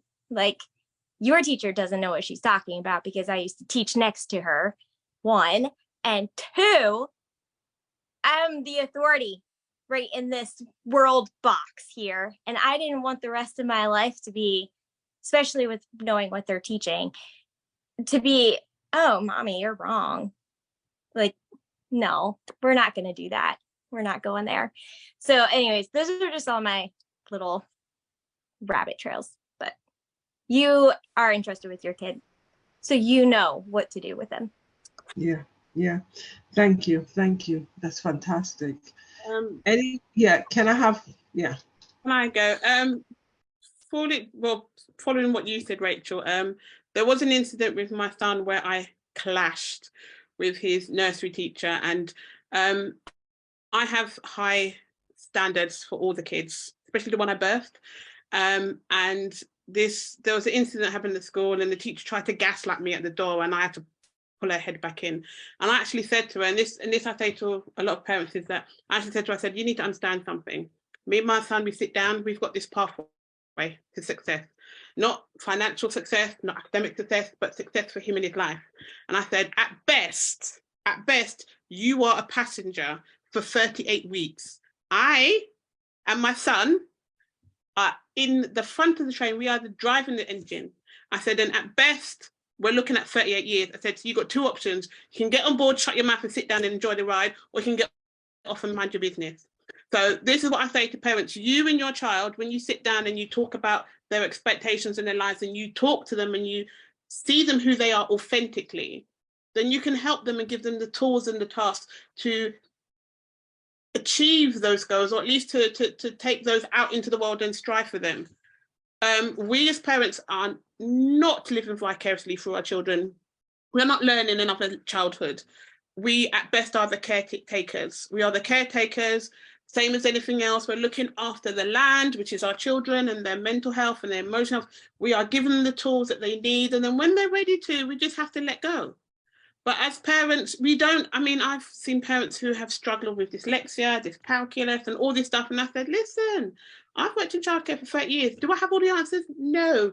Will I ever have all the answers? No. I am not perfect. Good enough, but I'm not perfect. None of us are. I remember having to find information by going into the library and searching through 15,000 books for one answer. We got Google, people. You don't need to have all the answers. As Rachel said, it's there. Just Google it. So we're kind of lazy in comparison to what we had to do when I was in school. But it's easier to access information. It's easier. And it's not that hard to ask for help. There were a lot of adults who were realizing that, yeah, they have some form of learning disability, or they weren't stupid, they just weren't supported. It doesn't mean that our children have to be the same. Even if we feel that, we're not teachers. We are not teachers. We are sharing knowledge with our children. And when my child comes to me and asks me a question, I'm like, I don't know, baby, let's go Google it. I think as an adult, we have to be honest, and we have to actually get rid of our pride and say, I don't know.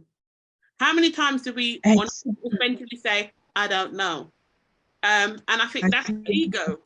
It's not about, it's ego. But it's not about children. And if they don't see us being authentic with all our emotions, and also with humility, I'm like, I don't know, baby. If my child tells me that I'm wrong, I'm like, let's have a look. And we'll look, and I will say, I'm so sorry, baby, I was wrong. I think showing a child that as well, that yes, they might be wrong, but don't get it twisted. He's not always right, and I'm not always right. Sometimes we're both wrong, and it's something else. But it's that process of learning, and that's what Home Ed is about. It's not taking someone else's word as the 10 Commandments. See, I always taught my son that it doesn't matter what you hear from people, you should always go out and find out for yourself, because other people's idea of perceptions is based on their experiences, their lived experiences. And a lot of the time, especially, no disrespect to teachers, actually I don't care, a lot of the information they get, no disrespect, it's been given to them. It's not something they learn about. They're like, okay, well, this is what we're, I don't think any teacher, especially in primary school, knows every single subject they are taught teaching the children. They probably learn about it a few weeks before they have to show to the children. And if the children ask them questions that are not on that little piece of paper, they're not going to say, I don't know. They gaslight the children and divert somewhere else. So teachers are not godlike creatures. They are not up there on a pedestal.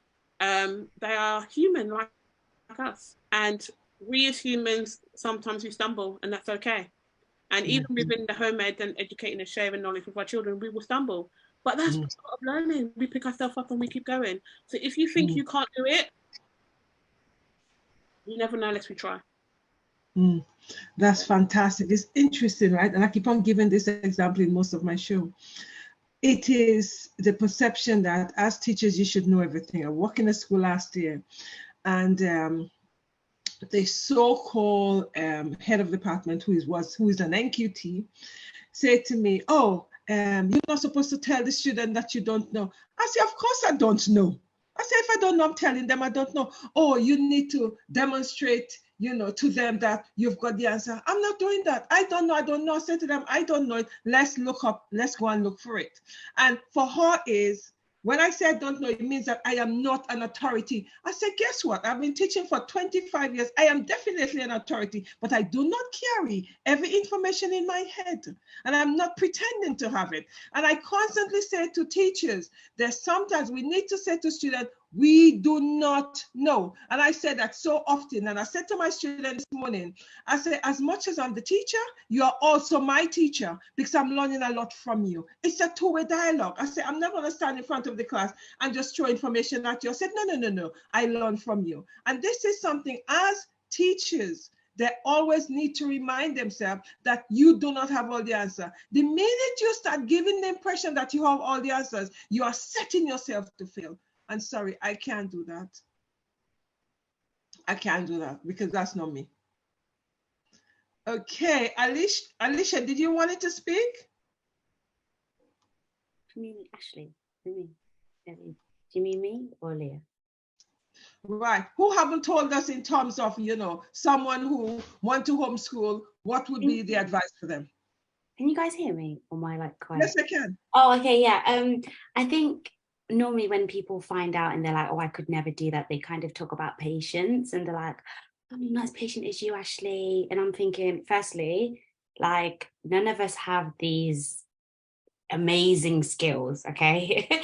So I think patience for me has been a journey of really learning to slow down and just go at my daughter's pace. And, that didn't just come naturally. And that's another thing I think I would tell a new home educator is that it's okay for your child to see you fail and make mistakes, but you can actually that's a teachable moment. Like for me, if I'm frustrated, I say to my daughter, you know what, mummy's feeling very frustrated now, or I'm very overwhelmed, or I'm overstimulated. And I can actually model those behaviors and then give her tools to manage that when I'm not there, So to me, I think that's a part of it that they tend, a lot of people that are curious and like, oh, how do you do it? I'm not a perfect parent, and when I do make a mistake, I make mistakes, and I just say, let's talk about it. We have this family meeting thing.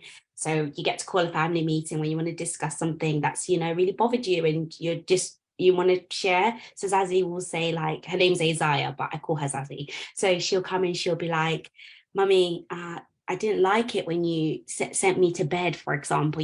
I just wanted to stay up a bit later. And then I'll be like, that's fine. And, I won't say that's fine, I'm like, girl, it's bedtime. But, you can read while you're going to bed, or, you don't have to fall asleep. Spend some time in prayer. I don't know what you want to do, but we're going to bed. But, it's a way to navigate conversation and give your child tools, even when my husband's home. So, if we have a disagreement, she gets to see that firsthand. And then she gets to say, you know what, Daddy, I just need 30 minutes to cool down. And that will help her in the future. So, and regarding patience, I have had to just slow down. And I think a lot of us are, don't want to admit how our life is just full of just crap that we just fill our calendars up with. Your kids on a walk and you're rushing. They just want to look at the flowers. Just stop. Take a look at the flowers, Mum. So yeah, I think skills are learned, and it's okay to fail and not know. And for me, it's really important to teach her how to navigate her emotions. We do the blowing candles, so she has to blow them down when she's feeding. And I model that as well, because I've had to learn that when I'm overstimulated and I've got a million questions, you know. So yeah, I always say go for it, and you know, go for it. You know, what's the worst that could happen? But you shouldn't be scared to fail in front of your child. Like that's I think that's really important. Yeah, thank you. Has everybody given their advice? Okay. Right, thank you guys very much. I do appreciate that. It was a fantastic session. It was powerful. And in terms of the advice for parents who thinking of home educating or homeschooling, it is important that they remember they are the child's best teacher. Because when you guys send them to us, it's just for temporary. And we really don't know them, you know. We're just shooting in the dark. Because there's sometimes we think that the student, your child understand what we've just said, but that child zone out. They don't know what you're talking about. They're in a different planet. And we don't have enough time to be on the planet with them. Whereas you, as the parents, you could go on the planet with them and you guys stay there for a little while. For us, we have to say, come off the planet, come on, we need to move on because we don't have the time. So it is so important that parents are reminded that they could do it. And I know sometimes it's lack of confidence, but just think, you just push the boat out and it's like a baby steps. Because we teachers, we didn't just become, for me, I didn't just become a confident teacher overnight. It was baby steps until where we are right now. So everything starts by stepping. So thank you guys very much. It's been a fantastic evening. It's been wonderful hearing your journey. And I really do appreciate that. And then we're going to be, you know, you'll be getting the video of today's session. And it would be on YouTube because I've got a YouTube channel. So you guys go and have a look at some of the things I've been doing and some of the, you know, what I've been talking about in terms of parents, etc.